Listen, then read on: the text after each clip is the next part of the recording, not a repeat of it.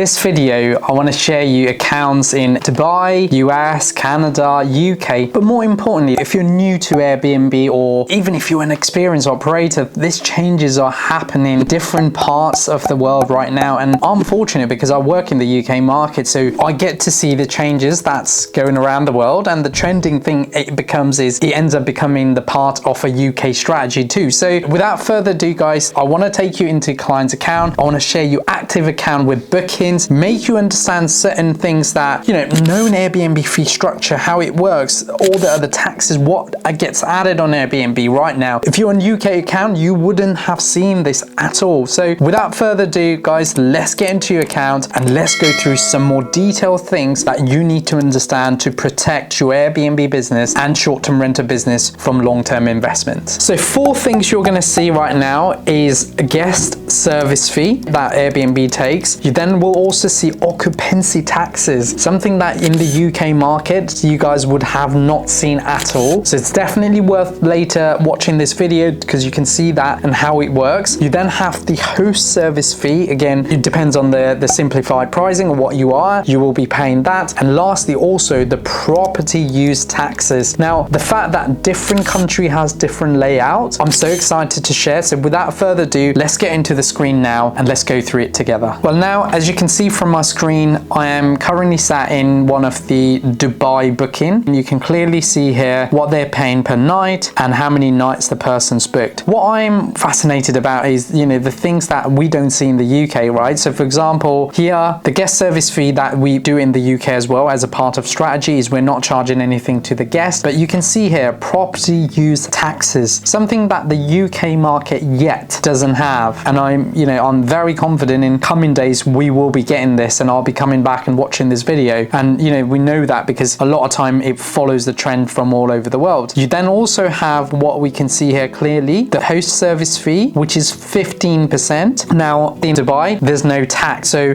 they're only paying 15% on it. Whereas in the UK account, we'll see later, it'll be completely different as a margin. So great to see this first booking, great to see my client getting booking as well, but also great to celebrate what's happening in the account right now and the way things work out in taxes, in terms of guest fee and service fee, etc. Now I'm going to take you into a account that we have, or a property that we're working on with Canada market. So you can see here right now we are, basically it's a $94 times 23 nights. But again, guest service fee, completely different way of doing it. Occupancy taxes. So earlier in Dubai property, we saw property tax or property use tax, whereas in Canada, you're seeing occupancy taxes, which again, now if you look at the breakdown, what we're looking at is I think 14% on guest service fee and then 3% on host fee. Basically, when guest pays $2,747, they're actually only the host is actually only being paid $2,223.94. So again, there's a lot of different markups and costs that you need to involve in your pricing strategy, especially if you see what's happening here. Now, I would like to take you into a US market booking, and it's actually a huge booking, as you can see from my screen, right? It was actually worth $12,927.90, and you can see a slightly different, it happens in the UK market. Pretty straightforward. We've got the guest paying $182.33, 63 nights, obviously the cleaning fee, and then the guest service fee they pay, which is the total number. And then it's a nice chunky booking because the only thing currently that's been minus, and you can see here, is that 3% fee, which is $350, right?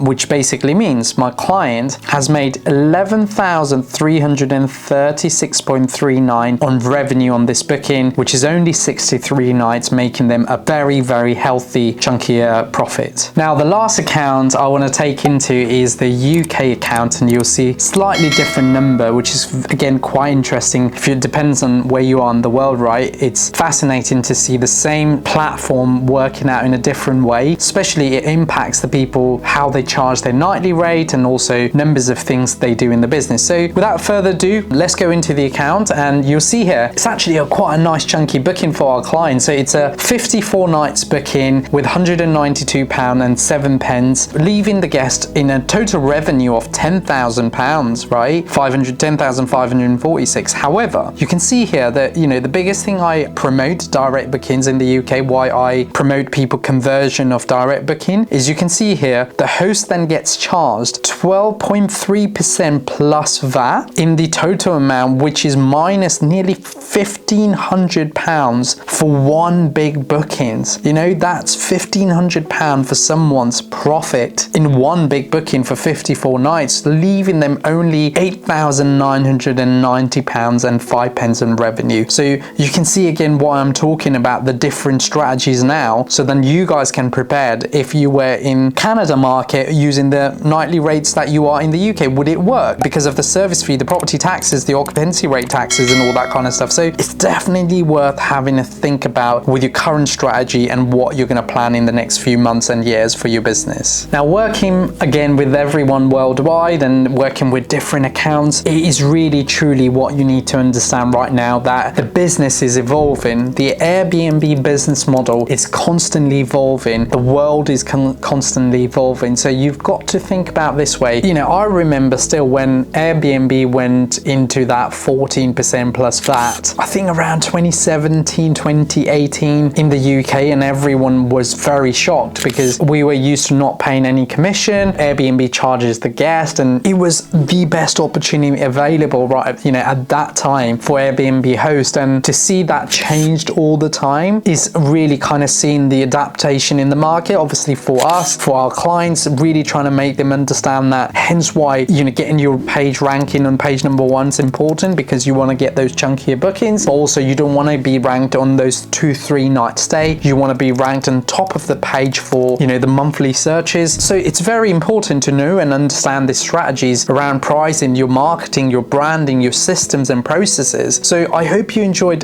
this Grow Your BnB video. I really wanted to showcase you that we are a global company, and how we work is making difference to all our clients all over the world. We've shown you 4 different countries that we're working currently in Jan 2024, and this year we've got bigger plans to move around the world to help more clients and guests, and, you know, eventually make sure that there's a win-win situation for every single party, especially for our host that we work with. Thank you so much for watching another Grow Your BnB video. If you're new to this channel and you've enjoyed the content, we've got hundreds of other contents we've created around the Airbnb and short-term renter business, and I'd like you to do one thing. Please hit that subscribe button if you're new. Please make sure you like this video, and look, we'll be back with another video soon.